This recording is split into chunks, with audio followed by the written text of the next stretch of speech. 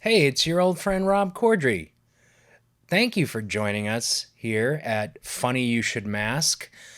Uh, this is a show where comedians interview doctors and nurses. I think you're going to get a lot out of these interviews. My main takeaway, besides just how informative, uniquely informative they are, and how funny they are, of course, and how moving they can be. Besides all that, I just felt this wave of relief because I understood these doctors and nurses and everyone in the medical community really have our backs. It they feel like it is their duty. I mean, they explain it better than me. They explain it in very practical terms, much like a doctor does. So that's why this show exists in the first place, to get their backs in return for having had our backs. That was a mouthful. I didn't think I was going to get that one out, but I did. Nailed it.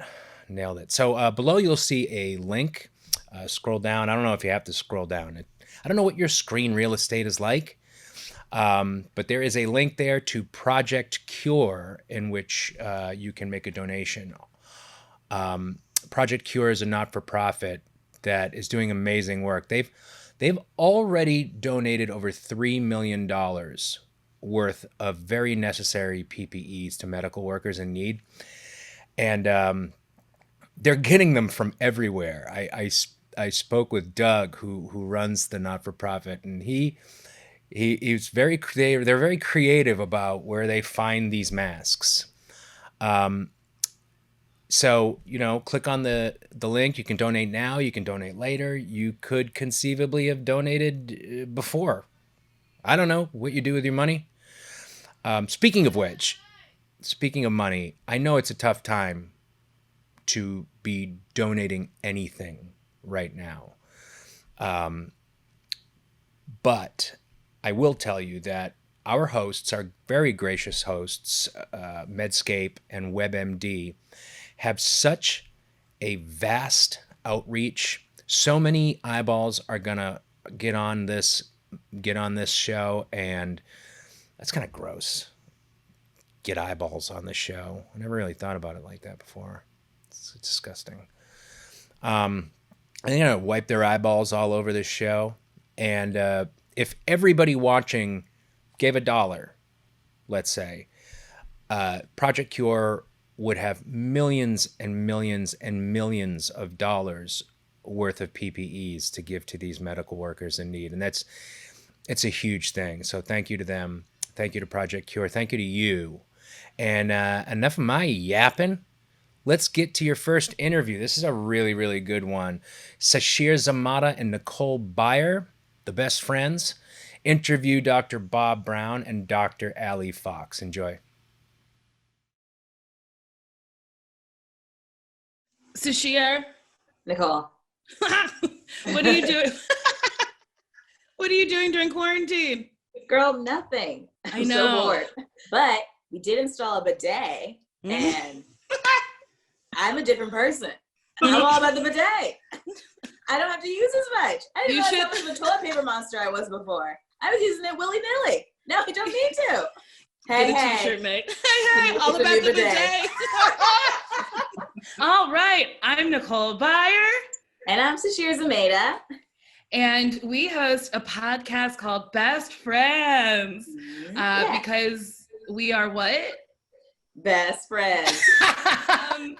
We try to keep it fun, fresh, and cool, but very simple. Yes, very, very simple. But things are going on in the world right now. Yeah, and we're trying to keep things as normal as possible. Something we like to do on our show is interview other best friends about their best friendship. And we have two amazing people with us right now who are also friends. And in the thick of what's going on right now, we have Ali Fox and Bobby Brown. Bob Brown. Bob Brown. Bob Brown. It's hard to Don't get people Bobby excited. Brown. They're like, we gonna listen to Bobby Brown talk about Corona? I It would be my prerogative. Get him on the horn. I do want to know what he has to say. But yes, you guys, so Allie and Bob, you guys work together in a COVID positive transplant ward. I know what all of those words mean, just not together. So we are both transplant hepatologists in New York. And early on, we thought we could keep our transplant patients separate from the COVID patients because they're immunosuppressed. But about a week into it, it became apparent that there was going to be no COVID-free area to keep our patients safe in. And so we transformed our transplant floor into a COVID-positive transplant floor for our patients who were affected. I'm not like fully dumb, but like pretty dumb. So a transplant ward is like a ward filled with people waiting for transplants or like gonna give up some from their body? Well, this is primarily patients who've already gotten a transplant. So we have liver, kidney, lung, and heart patients all together on this floor, you know, who also have COVID. Yeah. Well, because in New York, almost everybody in the hospital has COVID.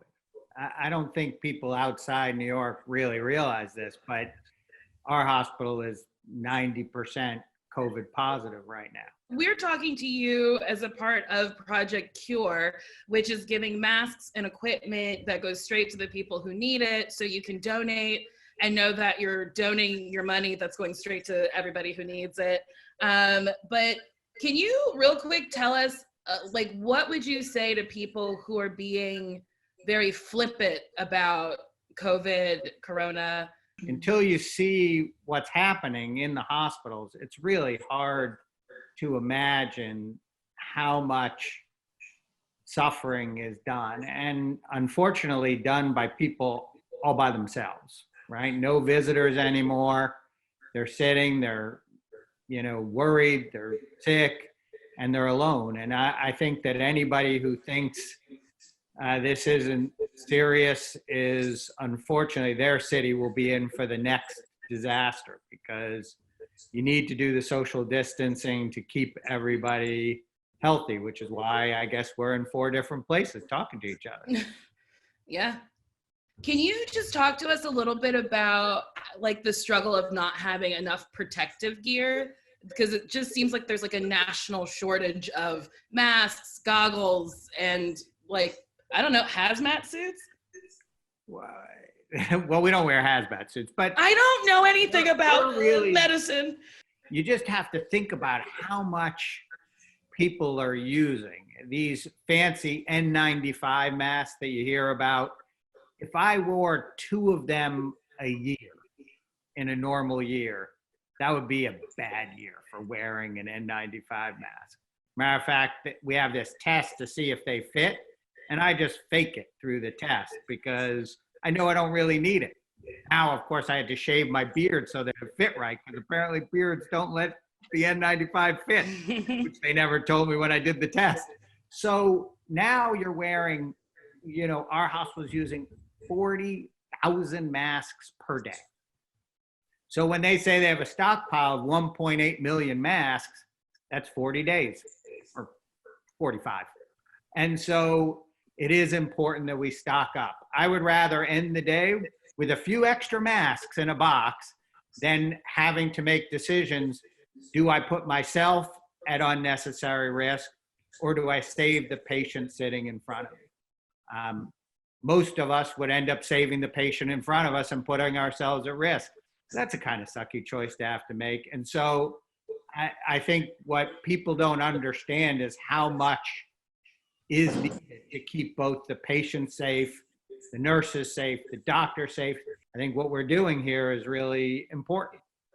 We were inspired by Project Cure, the goal to get PPE delivered and sourced to places that really need it. And, you know, everybody who's fighting on the front line of this war needs to be protected. Just like we send soldiers into battle with proper armor, we should send our healthcare workers, and like Bob said, the staff, the housekeepers, the food delivery people, who are the people who are really keeping the hospital running, by the way, everybody needs to be protected. And so if there's anything that we can do to push forward that cause, that's why we're here. That's what we want the message to be. Well, you guys are doing amazing work, and you deserve all the accolades that you can get. Like, you're really risking your life, and everybody appreciates it. So thank you. Yes, thank you guys so much. And if you're listening and you can afford to give to Project Cure, this is a very good organization to give to. And wear your own masks and do your Yes. social distancing. Yes, definitely. Thanks for sticking around. We really appreciate it. We appreciate your donations. This next interview is Eric Andre interviewing Dr. Esther Chu. And this is, if you know anything about Eric Andre, you know that this is going to be a really fun one. So enjoy that. Ladies and gentlemen, the lovely, the talented Dr. Esther Chu. Hi, Eric.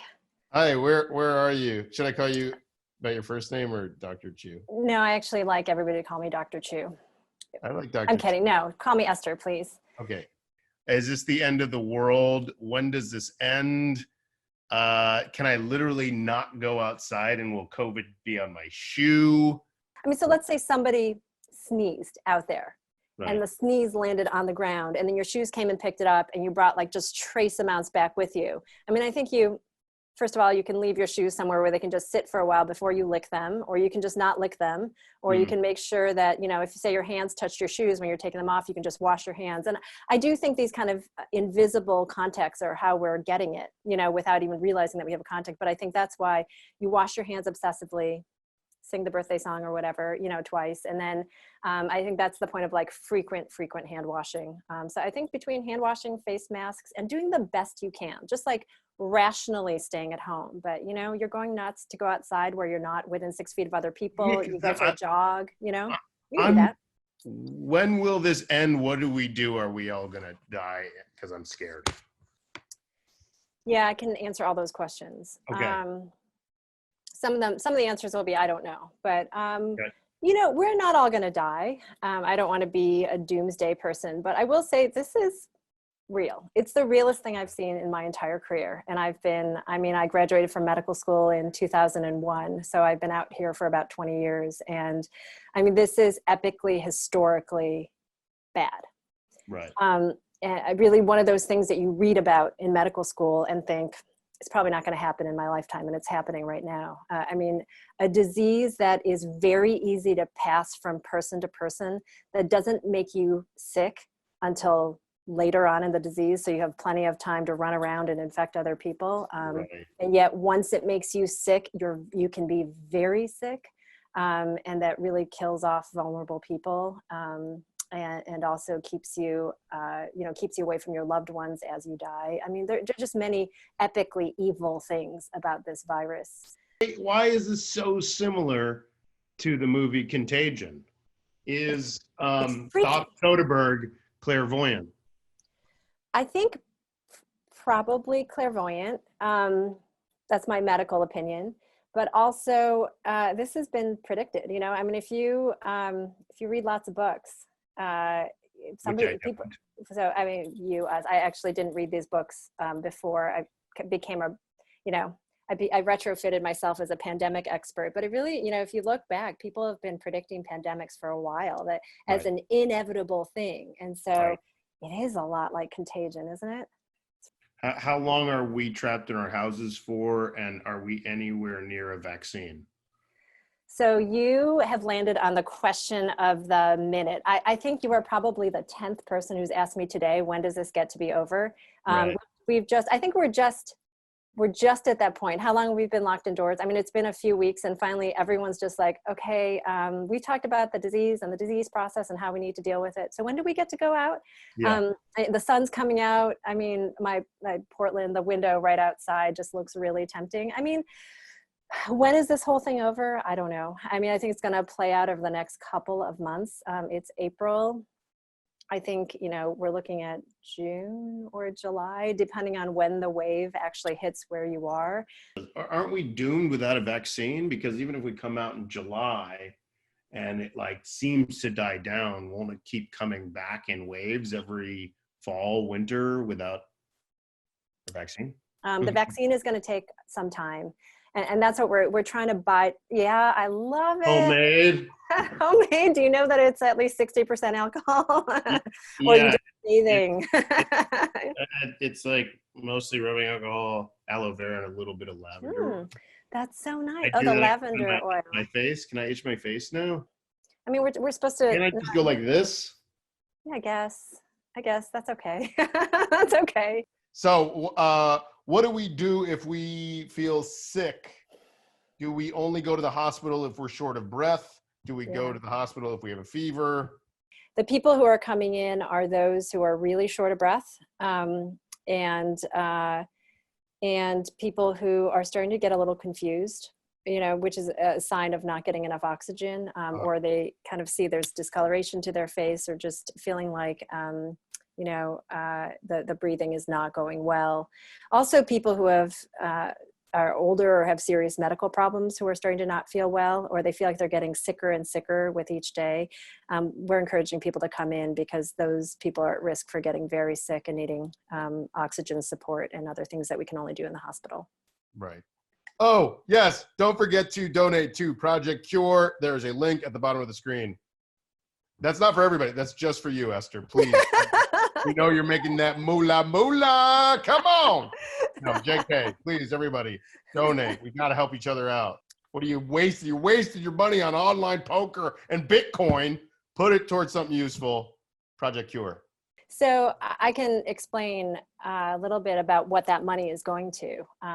So Project Cure is contributing funds so that doctors and nurses and other people working in the hospital can have all of this protective gear they need so they can take care of patients with COVID-19 without risk of getting the disease. And so it's all those face masks and eye protection and face shields and gowns and gloves and shoe covers, all those things that we need to be really suited up to take care of patients with COVID-19. And so there really there's a national shortage. There's actually a global shortage of these things, meaning that a lot of health professionals are going into the hospital and they're reusing this stuff over many days, or they're making their own or stapling, no criticism. It's a shame that we have to. You have to reach out to comedians to interview doctors through Zoom to get latex gloves and masks that cost like 3 cents per mask. That's what we're doing here. I mean, so it is a pleasure. Dark days, but we're power to the people. Let's take the power back, Esther. I love it. I love what you're doing. Power. We're gonna get you masks. Throw your stapler away. We're gonna hook you up. You'll never have to staple again. I want masks and that free movie ticket. That's all I want here. Yes. Just Esther's Venmo is at the bottom. Click there. You can get it. Every movie. We should be paying for every doctor's movie. The movie theater should stay open but just for doctors. And nurses and respiratory therapists and pharmacists and EMTs and medics and all of you. I love you so much. And anybody that works at a grocery store. Oh, God bless them. Honestly, they're my therapist and my grocer, Yes. Well, thank you so much. Yes, thank you so much for letting me chew your ear off with questions that you get a million times a day. No, I love it. It's a pleasure. Cool. Okay. Thank you guys. That was so great. Our next interview is Kumail Nanjiani interviewing Natalie Ball. Kumail asked specifically if he could interview a nurse, and you'll see why later on. And Natalie is a nurse in a community center in Norwalk, Connecticut, which is one of those very, very under-resourced communities. So this is particularly engaging. I hope you like it. Hi, Natalie. This is Kumail. How are you doing? Hi, Kumail. Good. How are you doing? Good. So do you want to tell us what you do? Sure. So I'm a family nurse practitioner over here in Norwalk, Connecticut. I work for a federally qualified community health center. So I work with diverse patients, both for medical and behavioral health. You're in a unique situation in that for me, I can freak out and it's okay, but you need to project confidence and calm for so many people, Mm-hmm. whereas in some ways you're going through this to a much bigger extent than any of us are, right? I mean, I feel this anxiety all the time. You Mm-hmm. feel the same anxiety, I'm sure, but then you have to go interact with people and calm them down. Yeah. No, I mean it's definitely extremely difficult. I have to say, as much as things have changed in our setting and daily lives, I have to give credit to those who are staying home and who are following the rules, because again, it's not easy to be home all the time and to have your routine uplifted. It's I think that healthcare workers are obviously, we're applauded for our work, but I want to put that back on everybody else and for your efforts for staying home, because we are in this together. This is a world war against this virus, against COVID, and we all have our jobs, on the front lines in the ICU, in the emergency room, the front lines in the community, dealing with the patients who are positive at home, and then of course everyone who's healthy and staying home and doing their part. So it's truly a solidarity effort. Yeah, I've noticed now, usually I don't, if I see somebody not maintaining a 6 foot distance, I wasn't saying anything because I was a little, I don't know, but since I've been wearing a mask outside, Hmm. I just tell people, I just say it. Yeah, I right. feel so much more confident. I'm like, hey, I six know. feet, 6 feet. Yeah. Oh. No. Yeah. And 6 feet for sure, or else you're gonna have to throw a distance punch. Yeah, But exactly. Well, the other thing I want to try and do is just sort of if people getting closer, being like, oh, stay away, we might still be contagious. yeah, right. I mean, Scare it's true people. though. I think going outside it for sure is okay, and keeping that distance, and it's so important to have that fresh air and to take care of our mental health, because Yeah. we might not all have a mental health illness per se, but we all have mental health, mind and body. I mean, you're Mr. Men's Health Wolverine, and soon to be Marvel star. Well, I want to say you're being very generous. What we're doing is a No, lot it's easier it's than what you do. You actually have you're on the front line fighting this thing. well, it's it is an honor, and it's my duty, and I pledge this as a nurse and nurse practitioner. It's my passion, and I think that's why I'm not as afraid necessarily of getting sick, because needed to be there for our coworkers, our colleagues, and be there for their community and our patients. You mentioned you've been doing a lot of telehealth and that there is a challenging aspect to it, right? Mm-hmm. You're used to being physically with these patients Mm-hmm. and being in the same room as them, and now suddenly you can't do that. Has that been frustrating or challenging?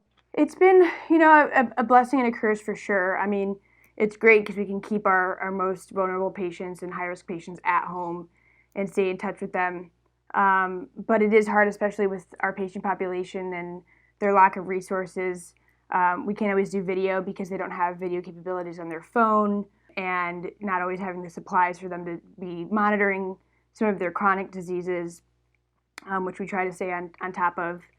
And of course, you can't, look, listen, feel. You can't do basic diagnostic testing. Um, Thermometers has been a huge issue. But I think on the emotional and behavioral health side, it's been really great. And some of our patients just calling just to say, oh, like, it was great to hear from you, and I feel really reassured, and I'm glad to know that you guys are here. Yeah, I assume it's got to be very. I'm sorry, I'm getting a little emotional. Uh, it's got to be very stressful for them to see, this thing that you hear about on the news and getting bigger and bigger and scarier, and then suddenly you have it, and then suddenly out of your control, you're also in a horrible way a threat to those you love and those around you. That's got to be a very difficult thing to deal with. Absolutely. And we really are battling COVID on a medical and a behavioral health front. There's a lot of calls coming in worrying about symptoms of coronavirus, but a lot too, can mimic other medical issues as well as anxiety, and a lot of symptoms can manifest in that sense.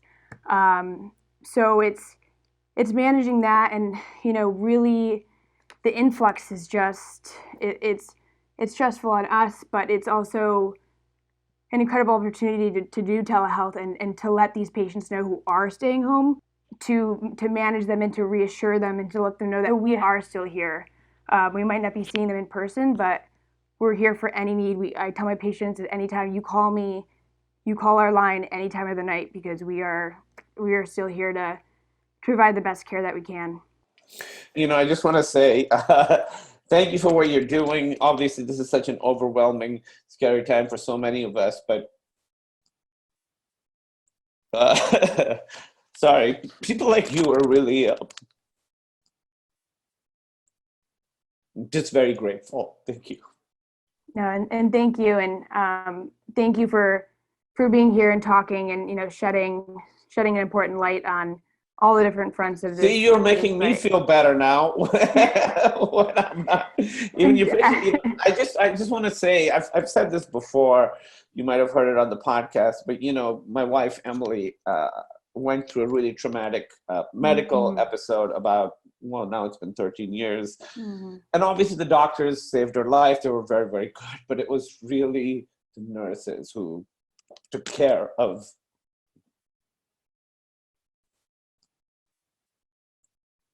all of us. Yeah. And that's what we love to do. It comes from our heart. It comes, it's honestly bleed passion for doing it. And yeah, nothing is more satisfying than helping those at their most vulnerable, and their families too, and just being there for people when they are not feeling well. And so that's why, again, thank you for doing what you do, and having your Staying at Home podcast, and bringing smiles. Like, I love coming home and listening to it, and brings me a lot of joy. So, well, I appreciate that. Thank you for what you do, and thank you so much for talking to me. You as well. Very much appreciate it. Bye, Natalie. Thanks for sticking around. Again, remember, you can always donate whenever you want. Click the link. Do what you can.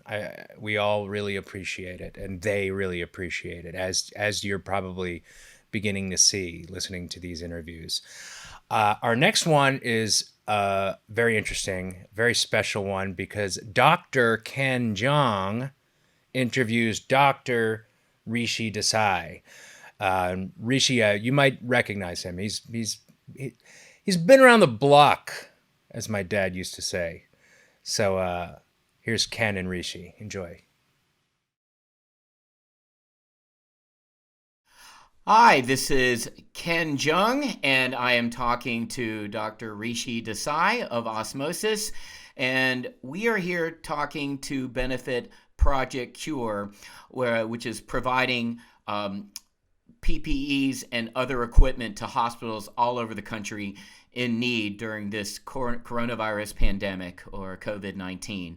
And Rishi, it's an honor for me to talk to you. You are my hero for bringing truth to power, and you are reminding us all as a society, regardless of ideology, you cannot gaslight a virus. This is a global problem. This is not just a national problem. This is not just one political problem. This is a global problem where we all have to work together. Thank you so much. The first thing I'll say is that I think when I first found out I had the opportunity to talk to you, I was thrilled. And the reason for that is that I think in my life I always aim high, and sometimes I settle low. And I aimed to be a comedian. I really genuinely wanted that. I didn't get that, and so I settled for MD instead. And so I'm talking to someone who's both, which I think is pretty awesome. So, wait, that blows my mind. So that's true. You actually did want to be a comedian earlier on in your life? Yeah, I mean, it's one of those things I've always wanted to try to get the courage to go and do stand-up. I've never done it, but it's one of those things where I take notes in my bedstand and kind of jot down things that I thought were funny during the day, and I'll pitch things to my 3-year-old son, and he'll laugh, I think, just confused. But no, I definitely do think that what you do is amazing, and I think it's a huge honor to talk to you. Well, I respectfully disagree, Rishi. I think you look at me, I think America can look at me, and anyone in medicine, if they look at me do my comedy, they're like, oh, I could be that bad. I could do that too. So thank you. Thank you nonetheless. But what in all seriousness, what you are doing is so important. And please, describe what you do for Osmosis. I actually subscribe to your YouTube channel and your background and your medical background, because you got a lot of credits that aren't on IMDb like mine. So you got some legit credits. So tell me. As a chief medical officer, what I do day to day is a lot of content. With COVID-19, all hands on deck on making good education for COVID-19 is what we're doing now. And thank you for all you do, and your videos are amazing, and they're way over my head. Now, some can argue it doesn't take much, either literally or figuratively. I mean, like today I was watching a video about, talking about angiotensin receptor blockers and how that may or may not be beneficial in patients with ARDS. And you know what? That's not what I talk about on The Masked Singer. I'm really trying to figure out the unicorn's Tory spelling. So it's a little bit different what I do now.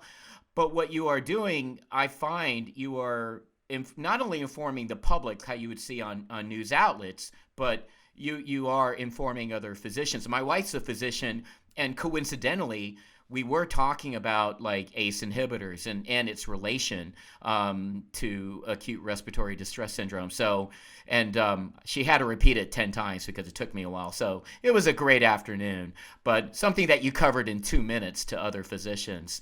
But what inspired you to do that in reaching out to physicians only as opposed to talking to the public? And what are kind of the benefits of that?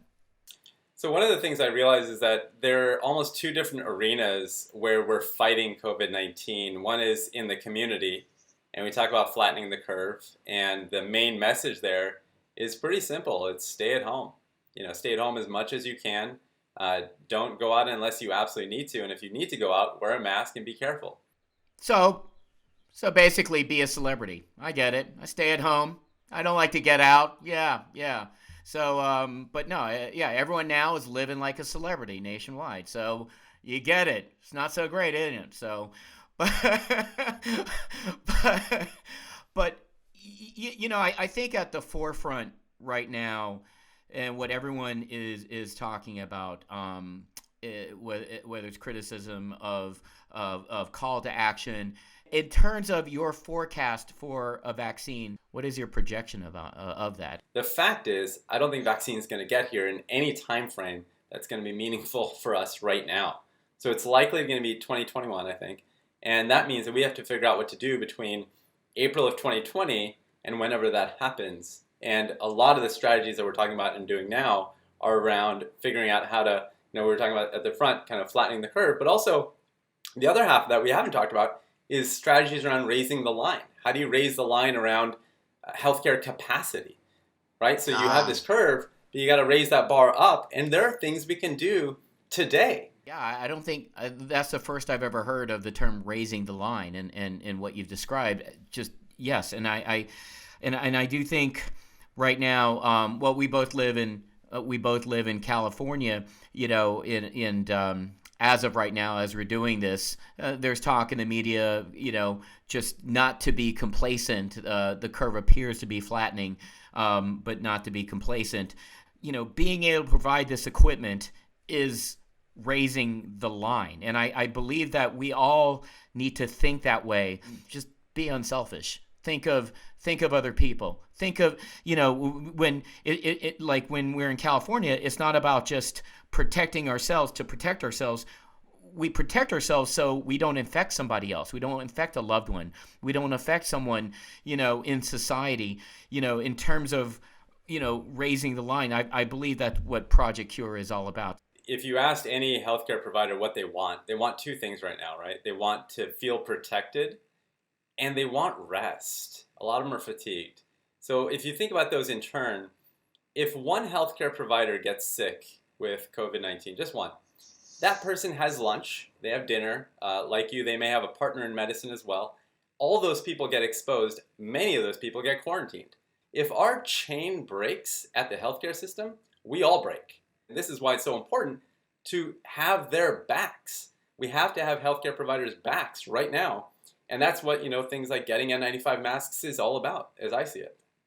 When I first saw you on TV, I was like, man, he is just telling it like it is. And I just give you so much props for your fearlessness, your passion, and at its best, medicine is also an art form. And you have made this your art. And in terms of you telling me that, you wanted to be a comedian growing up, you're so much better what you are. You're a true artist, you're a true visionary, and you're inspiring, and you're inspiring, old farts like me, so it really is just it's just an honor to talk to you. And I look forward to talking to you in the future. I look forward to, having a drink with you person to person where I can pick your brain a little bit more. And I just want to thank everyone at Medscape. I want to thank everyone at Project Cure. Please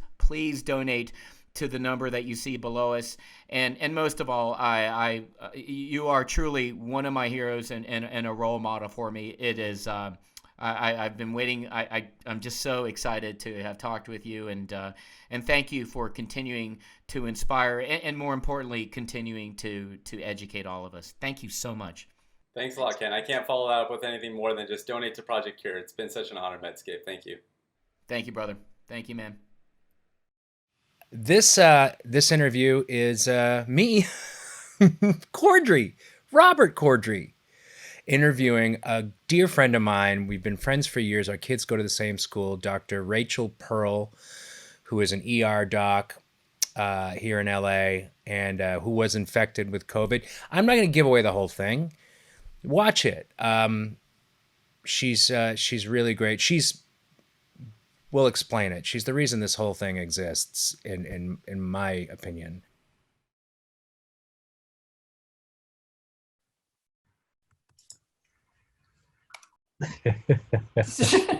Hi. What's up, Rachel? How are you? I'm great, thank you. How are you? I have good. I'm good. I'm great. I'm fine. I have so many questions for you, though.